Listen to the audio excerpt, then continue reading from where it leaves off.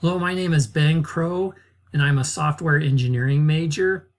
I live in West Valley City, Utah, and that's in the United States, and Utah is in the Mountain Standard Time Zone, just like Rexburg, Idaho. The greatest strength that I bring to this class is that I like to think I'm a hard worker, that I like to get A's, and I like to contribute and help other people.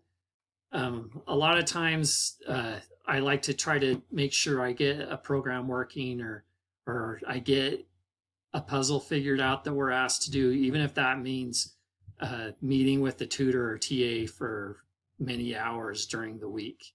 And that leads me to the weakness that I have that I would need help with in this class. And that's with the fact that I'm less than a year away from graduating and I don't feel like I'm as strong in coding as I'd like to be. I had hoped by now that I'd be a wizard, that I'd be able to figure out any problems on my own, and I still need help.